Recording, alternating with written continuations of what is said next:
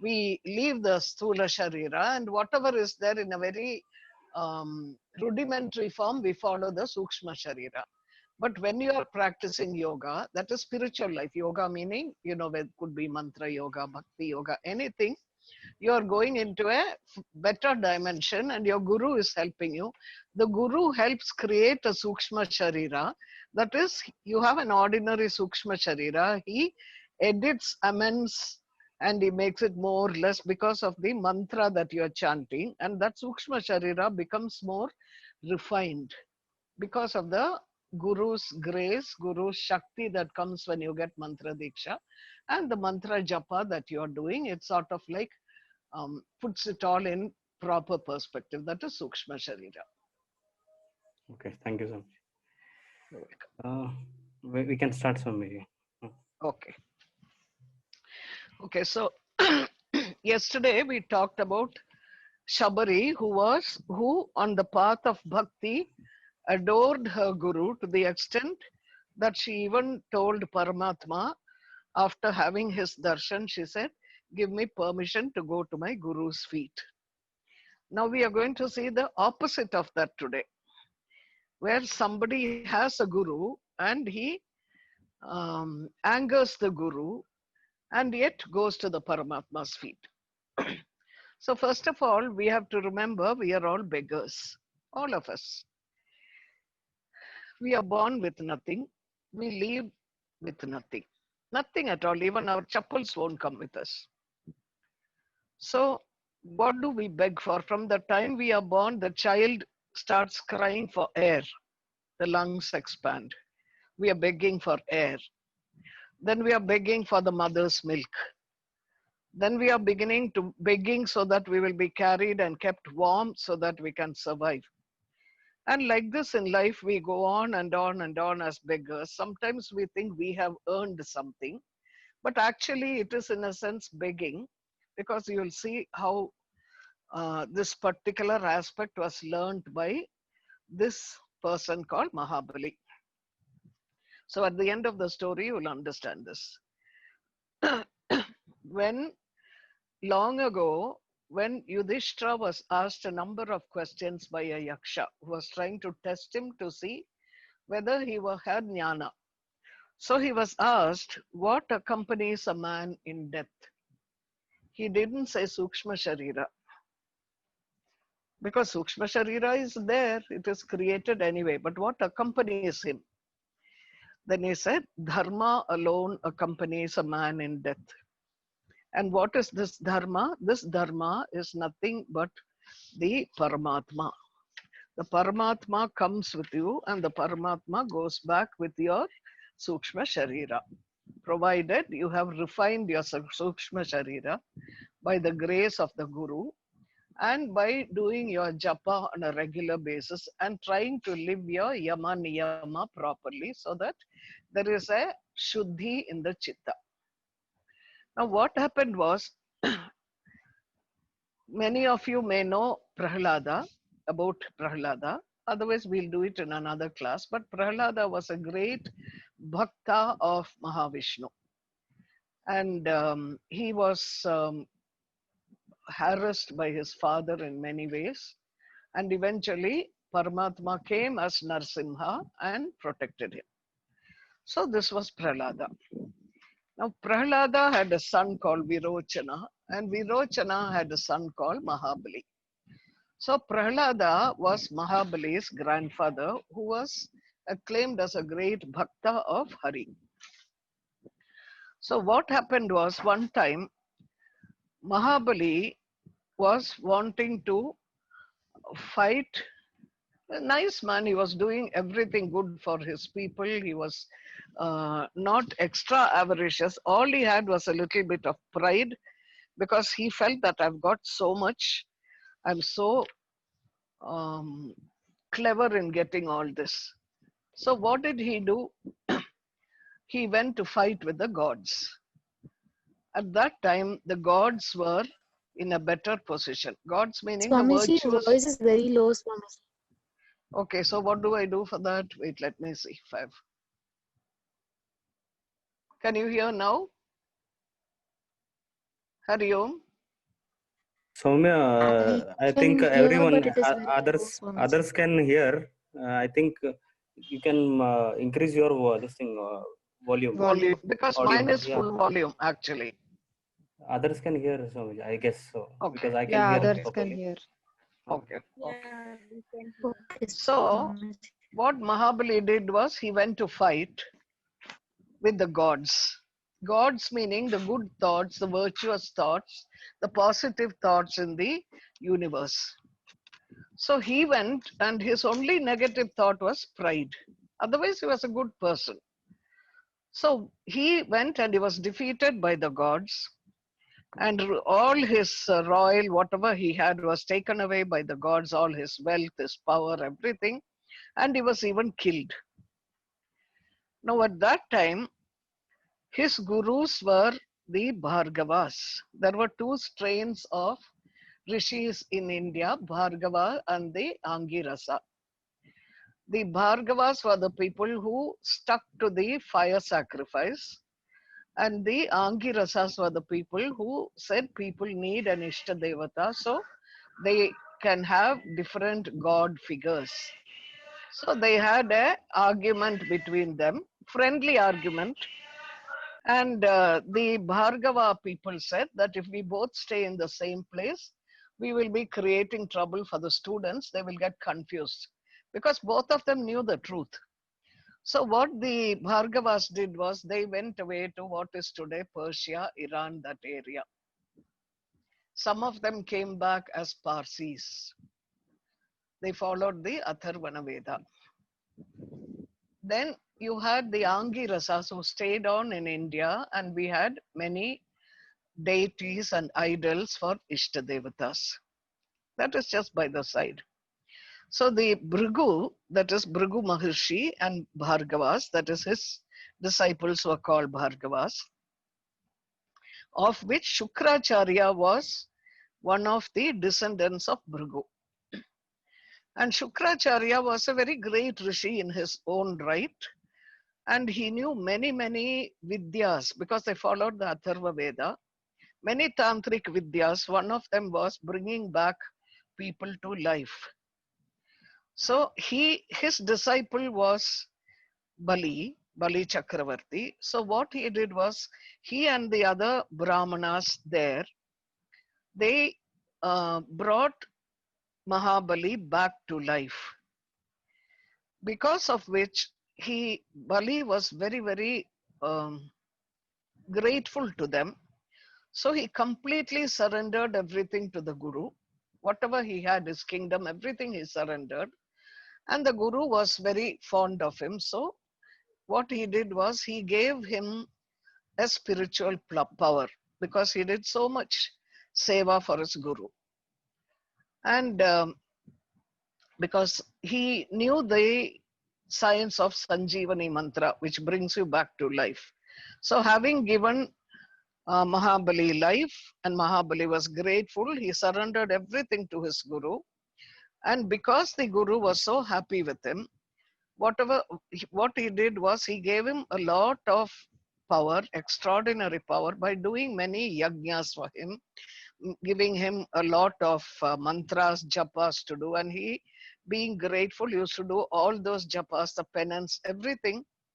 And he started what they call a Vishwajit sacrifice, in which one gives away all one's possessions to everybody. So, and that was done so that you can conquer heaven, Swarga. So when he did that, there was a chariot that came out of the fire, and it gave him the eligibility and the means to go to Swarga. At which time his grandfather Prahlada gave him a garland of never fading flowers. So he went off with that, and he went round to everybody. He saluted his grandfather Prahlada, and then he mounted this chariot. It's called an ethereal chariot. That is, it's not a regular physical chariot. He gets a Sukshma Ratha.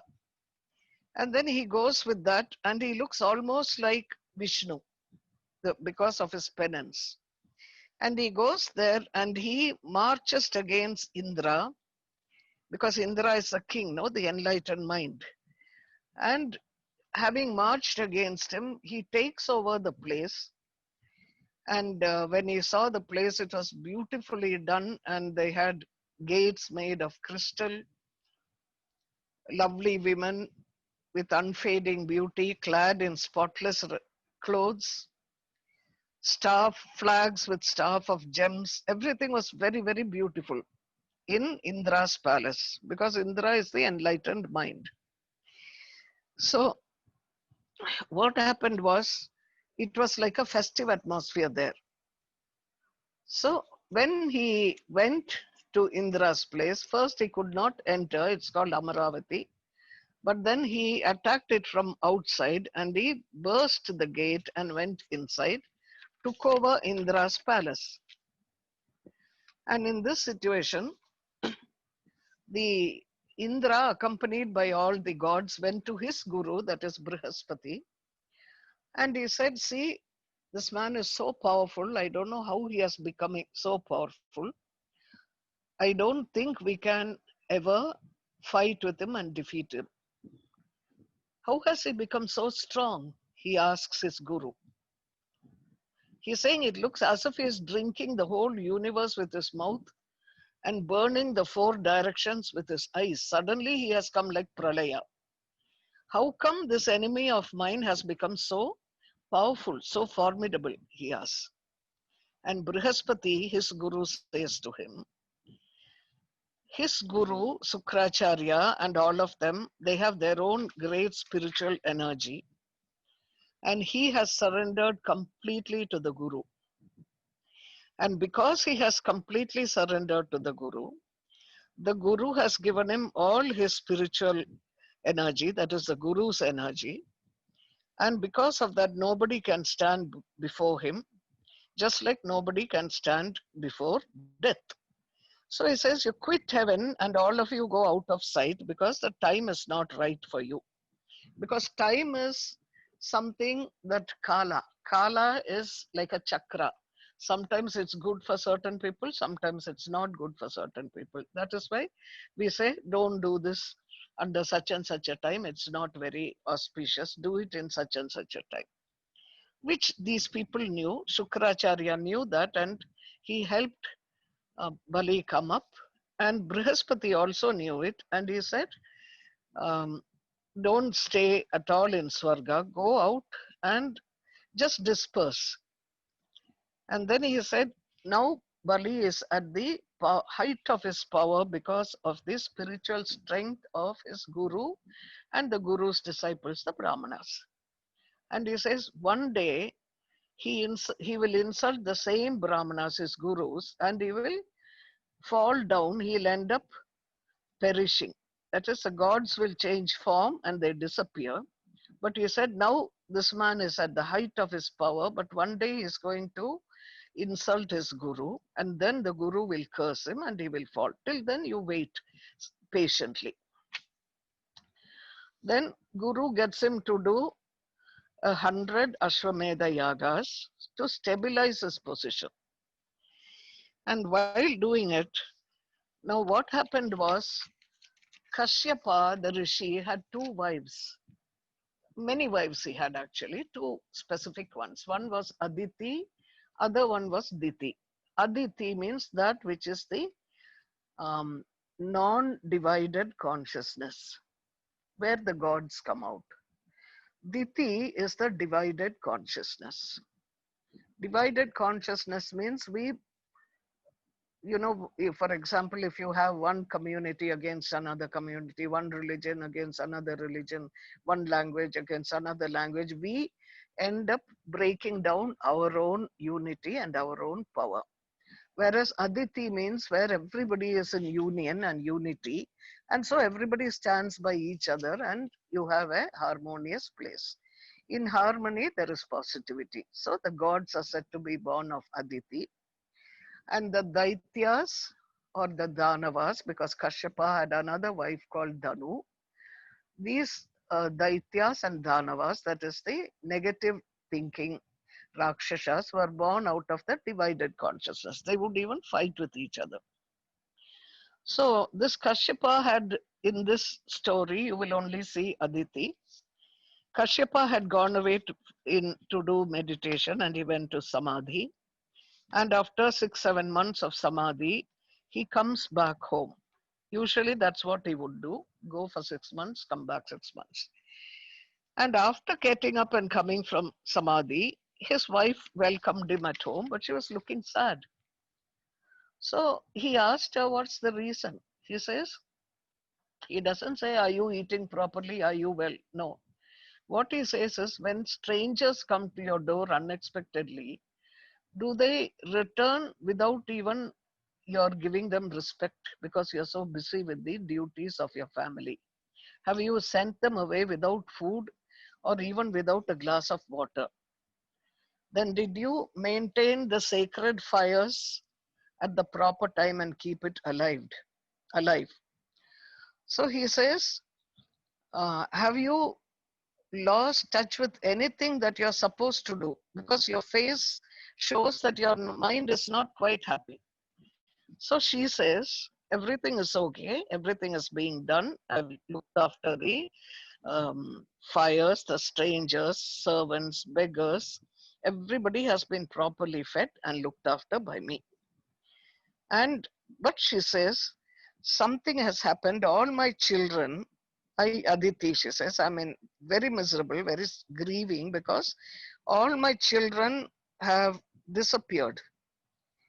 And when my children have disappeared, she says, they may not be able to come back and get their proper glory back. I don't know what to do. Can you think of something to do to bring them back? So Kashyapa said to her, he said, how strange this delusive power of Lord Vishnu is. That is the Mahamaya. With so much wisdom and spiritual power, Aditi is still bound by the ties of affection. She is not realizing that the material body, which is in Prakriti, is constantly changing. Who is whose husband? Who is the son? Who is somebody else? Every time a birth and death, you get different husbands, different father, different mother, different children. And each life you think, this is the only life I have. And you're so attached to them. So she wants the children to come back. But he didn't want to disappoint her also. So he told her, you pray to Sri Hari, and he gives her a sadhana to do. Because why? Because Sri Hari, who is dwelling in every person's heart, he is the Jagat Guru. So she asks him for the sadhana, and he tells her a sadhana called the Payovrata sadhana, where you drink only milk and you repeat the Om Namo Bhagavate Vasudaya Devaya, that mantra thousands and thousands of times.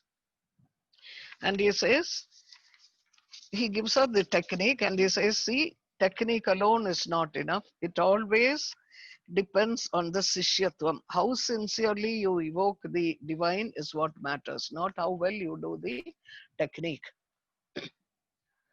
And then she takes it on and she does that sadhana. And after doing the sadhana, she gets a vision of Vishnu or Sri Hari. And then when she gets the boon, she is overwhelmed and just, speechless because she never thought it will happen.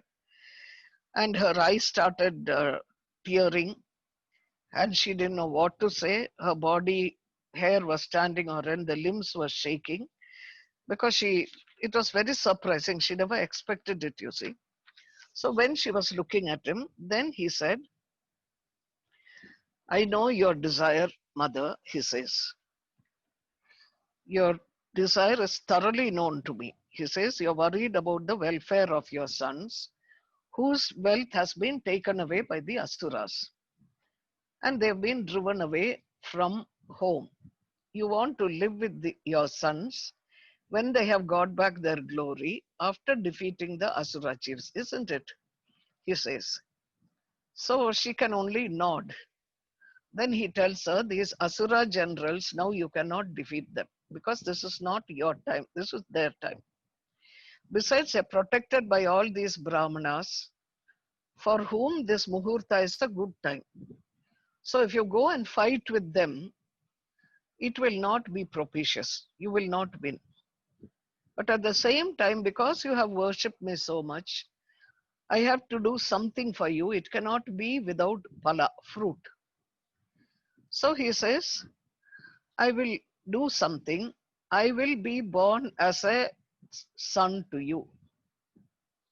I will become part of the procreative energy of sage Kashyapa. And I will protect your children. And he says, when you go to Kashyapa, your husband, visualize me in your husband. That is how you get what is called the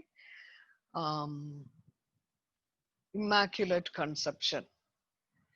You may sleep with your husband or that person, but when your consciousness is so high that your mind is completely filled with Paramatma, when you have a child, it will be an amsha of Paramatma.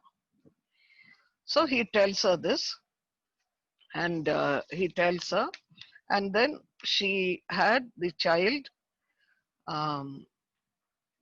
in her womb, which was an amsha of Vishnu, and this child was born on a Vijaya. It was called Vijaya Dwadashi day under the Shravana Nakshatra at the time of Abhijit.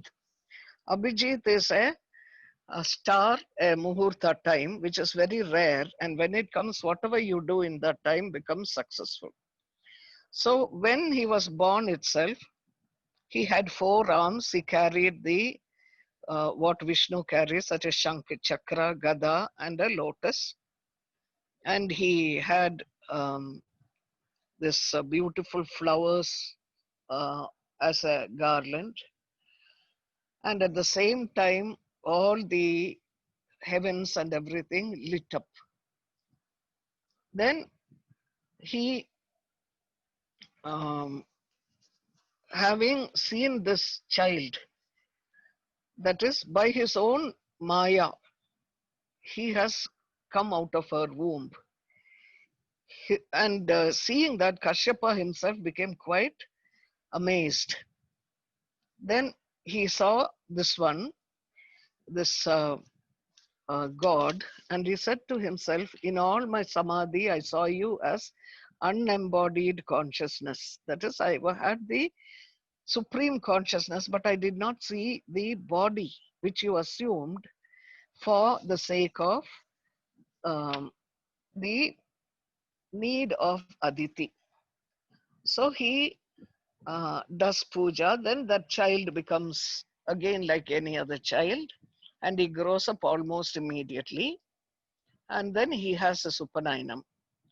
Now they do describe the Upanayanam, and they say who gives him the mantropadesham? It is Savitra. You know, no? Tat Saviturvarenyam, the Gayatri mantra. That is the mantropadesham. It is given by the devata of that mantra to him. So you can imagine. Brihaspati, that is the god's guru, gave him a sacred thread. Bhumi Devi gave him the deer skin. His mother, Aditi, gave him his kaupinam. And Brahma gave him the kamandalam. Saraswati gave him the japamala. And when a child gets Upanayanam done, first, they're not supposed to go and eat at home comfortably. They are supposed to beg from certain Sumangalis nearby, and they give him food. Because it's also to make him feel that he's not entitled. That is like, oh, I come from a rich family, I can afford to eat. No, you have to learn to beg at that age itself. You have to realize it is a way of teaching you that everything in life is a begging that we get. We don't own anything. We don't need to have pride that we own anything. That is the main thing. So, who gave him his first bhiksha? Usually, sometimes they'll ask the mother of the child to give it. And this here, Uma, the goddess Parvati, gave him the first bhiksha.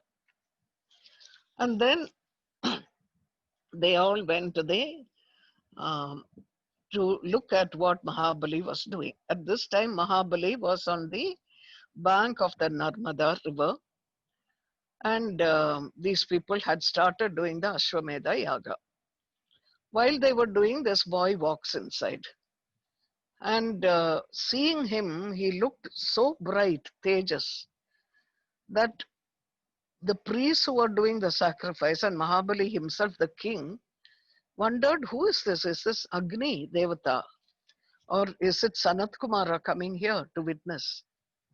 So this boy came by then with just a um, deer skin covering his upper part of the body, holding an umbrella with a stick, a staff in one of his hands, and the kamandalam which Brahma gave him full of water in the other. So when he came, everybody immediately stood up because he was so bright and shining. Then Mahabali came forward because those days, even if you were a Chakravarti, you would always respect the Brahmanas because the Brahmanas are seen as Brahmajnanis. Otherwise, you don't become a Brahmana. You are not a Brahmana by birth. Only according to your guna and your karma, you can be a Brahmana. So he came and Mahabali, washed the feet of this little child. I have sent you some pictures, you can look at it. And then he wiped the feet, and he said, he addresses the boy. He said, Brahmin boy, he said, all this land is mine, which you see here. And with your tiny feet, you have made it sacred. Whatever you want, you ask me for it. Okay. Then he says, because he's just had his Upanayanam done and come, you can accept from me a cow if you want, gold if you want, a house with all luxuries and comforts, with delicious food and drink, even a young girl if you want. Or you can have villages, horses, elephants. Now, do you see how the king, in his pride of what he has got, he's saying something inappropriate? Listen to what he says. You can have a house, you can have a cow, gold, delicious food, drink, even a young woman if you want, young maid, kanya, prosperous villages, chariots. Now, have you ever heard anybody offering a child these things? Giving a house with luxuries. Do you want a young girl? I will give you. This child is a brahmachari, remember. At the time of the Upanayanam, he gets the Upanayanam and he goes to the Guru's house. He goes as a brahmachari for the next 12 years. So the king, in his covered by Maya because of his pride to want to give, I gave it to him. The first beginning of the manifestation of Chitta Ashuddhi. That is, the impurity comes in the mind. That is the Vasana he chooses without realizing. But then Sri Shuka is saying the story to Parikshit. He says that Bali was very happy. Vamana, that is the child, was very happy to hear this. And he says, this is not only worthy of your race, but good for your own glory. Because first of all, your gurus are the Bhargavas, who are very good in their Shastra and in the practicing the japa and the spiritual aspects and the religious tapas and everything. They are extraordinary. They are brilliant. Secondly, your guide is Prahlada. And Prahlada himself has been so pure that he never lacked in goodness. He never refused a Brahmana who was waiting at the doorstep for food. They would go to the houses of some ladies, only so many houses. You can't go on whole day begging. You go to 4 or 5 houses. If you don't get anything, you're supposed to go back without food and tell yourself, maybe God did not want me to have food today. This is how they train them to take the difficulties in life. So he said, um, even when Prahlada's uncle, Chikappa, Hiranyaksha, when he carried the earth and hid it in the oceans of consciousness, and Vishnu came as Varaha Swami, that is like a wild boar, took the earth from the bottom of the ocean, and he kept it on the surface and established it. Now he's saying, and then he fought with Vishnu and he died in the process. That was Jaya and Vijaya, their first birth, one of them as Hiranyaksha.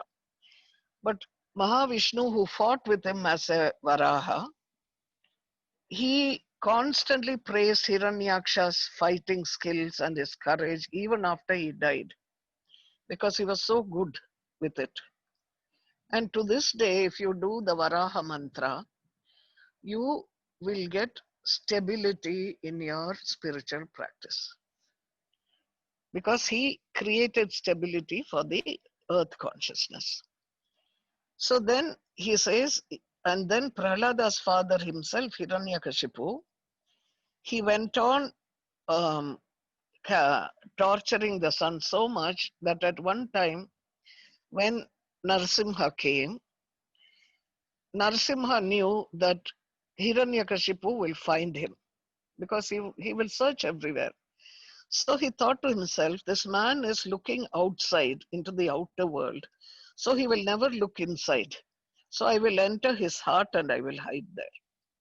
So he brought his body into a tiny state and he entered through Hiranyakashipu's nostrils into his heart.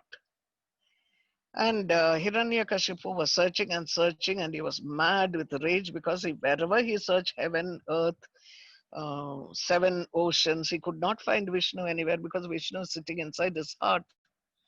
So he thinks that um, that Vishnu or Narasimha is being defeated and died out of fright. All this is the Lord telling uh, Mahabali, this is your Purvika people, this is your lineage, this is your tradition. In your family, there have been such great people. So what you are doing is only um, in tune with the family tradition. So he says, now I know that you realize that when a Brahmin comes to your house, um, you will want to give some dhanam. So he says, I only want a small strip of land, 3 paces long, measured by my stride. I'll take 3 steps and give me just that place. I don't want anything else from you. Because when a learned man gets a gift, he should not take more than what he needs. If he takes what more than what he needs as a gift also, he will incur a sin. So he says, that is all I need. I don't need any more. And Mahabali laughs. He said, you must be crazy. You don't know who you are asking. I can give you a whole continent, or I can give you 3 worlds. And you are just asking me for 3 paces of land of your little feet. And he said, since a man must not beg twice, that's all these are Shastras. You ask for one, they will give you. Then you can't say, okay, give me some more. So he says, now you can't ask anything more, but I will give you enough land to give you a decent living. Why do you want just 3 paces? Then this boy Vamana says, whatever territories there are in the 3 worlds, when somebody cannot subdue his senses and his mind, if he cannot restrain his senses and mind, he says, it will never satisfy this person. A person who is not satisfied with 3 paces of land will not be satisfied even with the whole continent with the 9 subcontinents. He will want all the main divisions of the globe. And he says, a discontented man does not lead a happy life even if he has the 3 worlds acquired by him. Because of this discontentment with wealth and sense enjoyments, which is given to you anyway in plenty, that becomes responsible for a soul to come back again and again and go around birth, death, like that. And a person who's contented with whatever he gets, even by chance, he is ready for moksha, eligible. So he says, when a Brahmana grows, he grows if he is contented by what he gets by chance. Grows means evolves higher. But if he is discontented, it disappears just like fire gets extinguished with water. So he says, so the boy says this to him, and he says, 3 paces of land is enough for me. Whatever I want to do, I will accomplish my purpose with that alone. One should not ask for more than one wants. Then Shukracharya says to Bali, because Bali laughs and says, okay, if that's all you want, he says, I will give you 3 paces of land. He takes a kamandalam and he does a sankalpa saying, I will give you 3 paces of land. At which time Shukracharya says, are you crazy about what you have promised to this man? I don't at all approve of this. You don't realize what damage you have done to yourself. Appearing as a brahmachari through his maya, his shakti of maya, he has deluded you, and he will snatch your throne, the fortune, splendor, glory, everything he will take away. And giving away everything to Vishnu, how will you keep your body and soul together, you fool, he says. And where will you keep the 3rd stride of the divine? He'll cover the whole earth with 1 stride, heaven with the 2nd, in between will be his body. And what will you do? The 3rd one also you cannot give a place. And having promised it, bad enough you won't have any place, and you can't fulfill your promise, the 3rd one also. And when you do that, he says, you are uttering a falsehood. You don't have anything to give then for the 4th foot. You're virtually dead through breathing.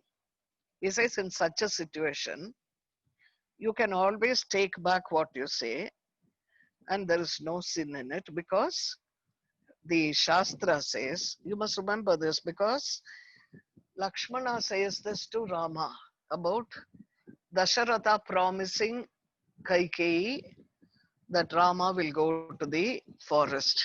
And Dasharatha, feeling so sad, he can't take back the promise he gave. But he doesn't remember the previous evening he had promised Rama that he will crown him the king. Now, he says in certain situations, in 7 situations, if you say something, even if it is a lie, nobody will blame you. It's not a papa. Where? When you are trying to court a woman, then you can bluff. You can tell a lie when you are joking. During a wedding, to prevent a wedding from breaking down, you can tell a lie. You can tell a lie for the sake of keeping your body and soul together. That is to prevent death. Then in the face of danger to your life, you can tell a lie. You can tell a lie in the interest of cows and brahmanas to protect them. And when you see 7th, when you see violence to another person is expected, then also you can tell a lie. In these 7 cases, it's okay. So you can take back your word and say, I'm sorry, I can't give it now. So Bali said that what you say is true, I agreed, but there is no unrighteousness greater than falsehood. I can sustain all the all the other rather than telling lies. I'm not afraid of hell or poverty, even misery, but I am afraid of treating a Brahmana in a way as to cheat him. So, anyway, once I die, nothing will be taken by me. So, why should I not give it away during my lifetime itself? At which time his guru gets so angry. He says that I don't agree with you at all. He says, you who have grown so arrogant, you have been irreverent towards your preceptor, your guru. I'm telling you not to give it. I'm giving you a dharmic reason not to give it, and you become so arrogant that you're violating my command. You're such a conceited fool. Soon you will fall down from your position. Though he was usually when the guru says something like that, the disciple will quake. He'll throw himself at the guru's feet and say, please forgive me, I didn't mean this, and I'll listen to you, because you're supposed to obey the guru all the time. But what did Mahabali do? He said that whatever it is, I have gifted this land to the dwarf. If it is knowingly given away, that's fine. In the meantime, if it is Sri Hari, who has all the three gunas, the universe, everything with him, then it will be one pride for me to be able to give a person like Vishnu who has coming begging to my door. So he does it, and he pours water, and he tells Hari, that this boy, Vamana, he says, please go ahead and take 3 paces of uh, land that you wanted. So everybody saw that this little child puts out 1 foot, and Mahabali then saw that under his 1 foot were the 7 Patala, Sutala, all the 7 lower regions below his feet. The earth was his feet, mountains were in his thighs, atmosphere in the knees, 49 gods over the air higher than his thighs, Sandhya in his loin clothes, the 7 oceans on the side, and these stars on the Lord, uh, who is making a big stride, because first he has covered the whole earth with his 1 foot. And they say that till then he had, because he was disguised as a dwarf young child, he had the tiger's, the antelope skin, the deer skin on his chest to cover his identity as Mahavishnu, because Mahalakshmi is always on his chest. But now, when he became so big that his 1 foot covered the entire earth, and the second leg was stretched above, the deer skin also opened out, and people could see Mahalakshmi sitting on his chest with a lotus in her hand. And they saw all the gods, just like Arjuna saw the Vishwarupa darshan of Mahavishnu. Mahabali saw everything floating in uh, Vishnu's, um, that child's body, which had become huge. And then he saw that day and night were his eyelashes, upper eyelash and lower eyelash. Death was his shadow. Maya was in his laughter.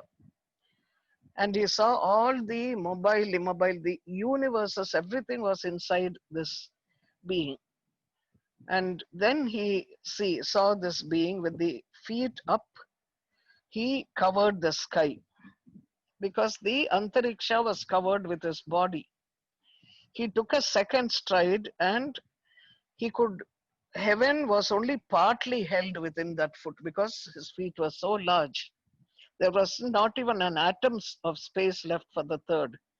And as he went higher and higher, he passed through the Maharloka, Maharjana Tapa, Satyaloka till Brahmas. kingdom. And Brahma's consciousness, that area, immediately Brahma, as soon as the feet reached Satyaloka, Brahma saw the whole feet there, and he ran with his kamandalam to wash the feet of the Paramatma. And not only Brahma, Shiva came and he did namaskaram there, and then the Vedas, the Upavedas, the Pancharatra Samhita, Brahma Samhita, all these which are not books, those were living breath of the divine, all of them took form, and they all came and offered water as worship to this upraised foot of Lord Vishnu. And the water poured from the water pot of Brahma, and that came to be the holy Ganga. And because it washed the feet of Lord Vishnu, Shiva held it on his head later on because of respect and adoration for Vishnu. Then the Mahabali was so surprised seeing this whole thing. But anyway, all the gods, the whole universes were there, and he looked at it, and the Asuras, they said, this is not a begging Brahmana, he is Vishnu himself, and he has cheated our master just to help the gods. So let us go and attack him. Because our master, whatever it is, Bali will always say the truth. Only he was proud. That was his only shortcoming. So they went to fight with him. And when they all ran towards him, all the people who had come along with Vishnu, along with this boy, like Jaya, Prabala, all the associate Vikshvaksena, Garuda, they all went and defeated the Asuras. And the Asuras ran away to Patala. Now, one of these things to understand is that when the Kala is not good, nobody can do anything about it. And when the Kala is good, everything auspicious happens. Now, when all this happens, Garuda came and he tied up Mahabali with cords. And when he tied up Mahabali, Prahlada came there. And Prahlada says to him, to Vishnu, he says, you have taught my grandson a good lesson. We are so blessed because this feat of yours, even the rishis are not able to find. But you have, out of the compassion and your grace, placed this foot on my grandson's head. And he says, he got into this trouble by disobeying and displeasing his own guru, who cursed him that if he disobeys him, he'll go to Patala. He'll say, Vishnu will take all your kingdom. Where will you have? You'll only go to Patala. So then he says, my grandson said, place your third footstep on my head, which is more valuable than all the possessions taken together. So this is to also to understand that when punishment is given by somebody who is of a great caliber, it is always a blessing in disguise. So Prahlada tells Vishnu, disguised as an enemy, you are such a great benefactor to us Asuras. You gave us a Vishwarupa Darshana because we were blinded with arrogance and because we had so much hatred towards the Devatas. And such a situation you have created by where you have even tied up my grandson. Then Vishnu says, and Prahlada does namaskar to Vishnu, and Bali could not offer namaskaram because he's tied up. His eyes were full of tears, and he bowed down to the divine by just with his head. And he says, Tasmai namaste Jagadishwaraya vai Narayana Akhila Loka Sakshine. O ruler of the universe and witness of the entire universe. It was my arrogance that told you, I will give you the land. I have not given anything to you because it was your land. Ishavasyam idam sarvam. Ishavasya Upanishad will say. Everything belongs to Paramatma. So here, because I was so arrogant, I went into a moham and I thought to myself, I am the ruler of the universe and I can give it. When there is nothing that I can give it as a gift to you, he said, what arrogance I must have had to say, I will give you this, I will give you that. And you, because of your compassion, you taught me that lesson that pride does not help. Then what Mahavishnu says is, he smiles and he says, if I love somebody, to give my grace to them, I take away all their pride and power and their wealth because they are so intoxicated with it. And the Jivatma is constantly coming down and up on many, many travels, many, many births and rebirths because of one of the things is pride, that I've got so much, I can manage so much. And when I give you little lessons and you don't learn from it, then I strip you of all the possessions. I don't do it to hurt you. I do it only because I want to bring renown to you and help you to come to me. And he says this Mahabali has already conquered Mahamaya, that delusion. That is why, even though he was in distress, he did not look disturbed. Although he was impoverished, fallen from his position, tied down by enemies, forsaken by his own people who ran away after the fight, he was subjected as an emperor, he was tied down by Garuda and cursed by his preceptor Sukracharya, but he did not abandon the truth. He did not retract his promise. And he has said, he has been sent to my that divine consciousness, which is difficult even for gods to reach.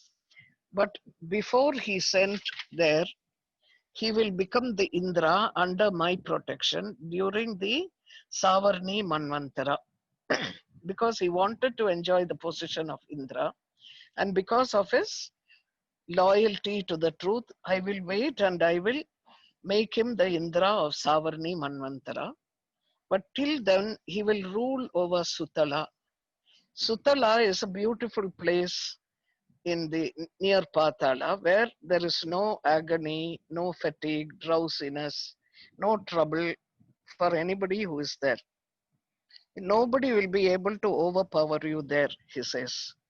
You stay there and enjoy yourself because you have earned it. The Sudarshana Chakra will not allow any negative thing to come near you. I'll protect you from all dangers as well as your followers and possessions. And he says, you will find me there, he tells him, because I will be your security guard. You will be enjoying in Sutala and I will be walking round and round Sutala as your security guard so that nobody disturbs you and no negative force comes to you. So Prahlada says, to think, he's telling Mahavishnu, he says, to think that these feet of yours that are adored even by Brahma and Shiva and deserves the adoration of the universe, you play the role of a security guard to protect us demons. Neither Brahma nor Shri, that is Lakshmi, nor even Lord Shiva has won such a unique grace. How could we get that much grace that we are enjoying in Sutala and you're walking around as a security guard to protect us from negativity? So he says this itself shows that you exhibit your grace so impartially, and they hold Vishnu's feet, and then Vishnu says, Prahlada, I promised you in that Janma as Narsimha that I will protect all your descendants. You also go to Sutala and rejoice with your grandson. Bring happiness to your people. You will always see me stationed there with the Kaumodaki. That is my mace, Gada. You will see me everywhere with your Gada, and all your karma will be wiped out by the joy you get looking at me. So then he tells Shukracharya also, he says, a Brahmana has to accomplish whatever the disciple has left incomplete. So you go and complete the yajna. So Shukracharya says, how can there be any defect in such a sacrifice when you, who is the yajna itself, have propitiated the whole yajna itself? Just by chanting your name, all the karmas related to everything that is wrong in mantras, procedure, time, place, whatever it is, qualifications of the priest, all that is nullified. And at the same time, because you are saying go and complete the yajna, I am doing it only as a obedience to you. Now, then the Vamana, the story of Vamana takes away the sins of all those who listen to it. Whoever hears it, recites or remembers this descent of Sri Hari, attains the divine state. Whatever you get, whatever you want, religious performances, or you want to propitiate your own guru, the gods, your ancestors, if you repeat the story by the performers, that performance will be very successful. So this is the main story, and it shows you how another definition of bhakti there is nirodha rupatvat. Its nature is renunciation. That is, Mahabali at that time, everything dropped. It didn't matter at the end. Even his guru's anger did not bother him. He just gave. There is no element of desire in bhakti, na kamayamana, na ananyata. That is, nobody else, nothing else matters except the divine beloved. So you see, when you say, what is that? The darshana of God everywhere. It is the beloved that is seen everywhere. You see the birds, you hear, you remember God. You see trees, you remember God. The person is so full of the God thought, Paramatma's thought. The Paramatma himself comes as his servant and takes care of him. That's what Swami Satyananda said once. He never sees whether the disciple has been bad or his stature, nothing. When you have devotion, the divine comes and works as a servant of the disciple or the devotee to help him out. So that's today's Hari Om Tat Sat. Correct time, 9 o'clock. Thank you, Swami. Thank you. Thank you. You can send the pictures if they don't have it. I've sent almost everyone, Swami. Okay, good. Okay. If there are any questions, yeah, I don't mind, depending upon your time. Is there anyone who has questions? No. Till I open my mouth. Swamiji, I have a question. Yep, ask. Yeah, this Savarni Manvantara, when will it come? Once it has come and gone, but it will come again. Quite some time. One Manvantara itself is a whole lot of time. This is Vaivasvata Manvantara. Thank you, Swamiji. You're welcome. Okay, Swamiji, we'll end up. Okay, then. Hari Om Tat Sat. Okay. Hari Om. Hari Om. Hari Om. Hari Om, Swamiji. Hari Om. Hari Om. Hari Om. Hari Om, Swamiji. Hari Om. Hari Om. Have a good night. Hari Om. Hari Om. Most welcome. Hari Om. Hari Om. Hari Om. Hari Om, Swami. Hari Om.